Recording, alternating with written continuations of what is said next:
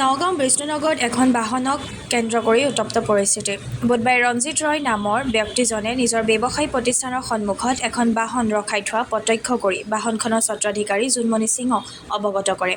কিন্তু জোনমণি পৰিয়ালে তেওঁক দুৰ্ব্যৱহাৰ কৰে বুলি অভিযোগ প্ৰদান কৰে। ঘটনাটো মাৰ নাযাওঁতে বৃহস্পতিবাৰে পুৱা ৰঞ্জিত ৰয়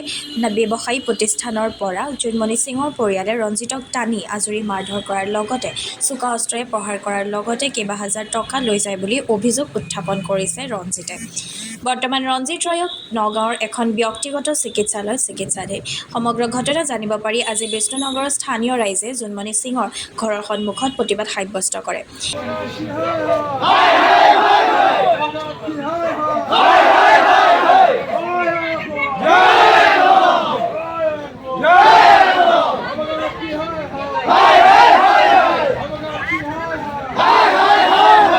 ট্ৰেভেলাৰটো লগাই দিলে ডাঙৰ ক'লে কি যে চাওক দাদা আপুনি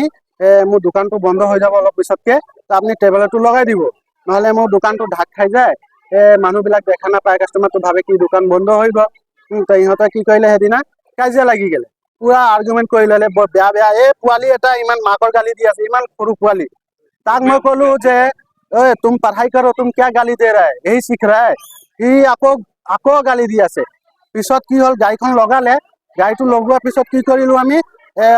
চল্ভ কৰিলে চব কথা চল্ভ হৈ গ'ল মোৰ দাদাই মৰ্ণিঙত 8টা বাজি আহিছে ইয়াত দোকান খুলিব আহিলে ইহঁতে কি কৰিলে 4-5 জনে ভিতৰৰ পৰা ওলাই আহি সি দোকানটো এনেকৈ খুলিব লৈছে ইহঁতে সি কয় কি तुम हमको कल क्या बोला था সি ক'লে যে देखो हम अभी दुकान खोलने आया है हमको दुकान खोलने दो ইহঁতে ক'লে तुम क्या दुकान खोलेगा तुमको हम अभी ले जा रहा है ইহঁতে টানি লৈ গ'ল চব ঘৰৰ ভিতৰত এইটো মাৰি জিটকিলিটো মাৰি চবে মাৰিছে তাত পুৰা মাৰিছে এতিয়া ইমান মাৰিছে যদি তেওঁ দাদাখন নগ'লে হয় নবচালে হয় তেওঁ মানুহ চাইছে টানি লৈ গ'ল মানুহ চাইছে যে টানি লৈ গৈছিলে ইয়াৰ পৰা 4-5 জন টানি লৈ গ'ল মানুহ চাই সিহঁতৰ ঘৰ মানুহ মাৰিছে। পিছত ঘটনাস্থলী শৈবৰ গাঁও আৰক্ষীয়ে উপস্থিত হৈ পৰিস্থিতি নিয়ন্ত্ৰণ কৰে। বৰ্তমান জোনমণি সিঙৰ ওপৰত নগাঁও শৈবৰ গাঁও থানাত এজাহাৰ দাখিল ভুক্তভোগী ৰঞ্জিত। এইটো ঘটনাটো কাজিয়া হৈছিলে দুদিনমানৰ আগৰ পৰা আৰু কাজিয়া হোৱাৰ পিছত যোৱাকালি ৰাতিপুৱা এই দোকানখনৰ যিজন স্বত্বাধিকাৰী তেওঁলোকৰ ঘৰলৈ মাতি লৈ গৈছিলে মাতি লৈ পেলাই কিবা মাৰধৰ কৰিছিলে তেতিয়া মই তেওঁলোকৰ ঘৰলৈ গৈ হাতযোৰ কৰি পেলাই ল'ৰাটোক লৈ আহিছিলোঁ আৰু মই দুয়োপক্ষকে কৈছিলোঁ আপোনালোকৰ কিবা যদি অসুবিধা আছে আপোনালোকে আৰক্ষী প্ৰশাসনৰ সহযোগ লওক বা আৰক্ষী প্ৰশাসনৰ পৰা আপোনালোকে যোগাযোগ কৰক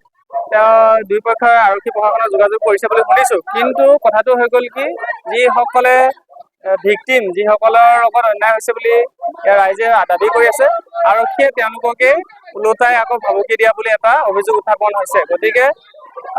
এইটো বিষয়টো আৰক্ষী প্ৰশাসনৰ যিটো বিষয় এই আৰক্ষী প্ৰশাসনে অলপ সোপাধোলা নীতি গ্ৰহণ কৰাৰ কাৰণে স্থানীয় ৰাইজৰ মাজত অলপ বিক্ষোভ সৃষ্টি হৈছে মই বিচাৰোঁ হবগাঁও আৰক্ষী চকীয়ে এই বিষয়টোত ভালকে তেওঁলোকৰ আইনৰ ব্যৱস্থা গ্ৰহণ কৰে। কাজিয়াটো মই যিটো জানিছোঁ ইয়াত এখন গাড়ী থোৱাক লৈ পেলাই কাজিয়া হৈছে এখন যিজন দোকান আৰু তেওঁলোকৰ লগত কিবা কেইবাটাও গোচৰ হৈছে ওচৰ চুবুৰীয়াৰ লগত তেনেকুৱা কথা শুনিছোঁ আৰু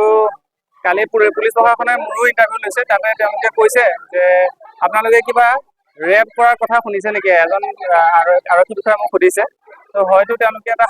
মনে সজা কাহিনী ক'ব পাৰে যে ৰেপ কৰিবলৈ গৈছে আৰু প্ৰশাসনে কৈছে আমি ইয়াত কোনো ধৰণৰ তেনেকুৱা ঘটনা সংঘটিত হোৱা নাই।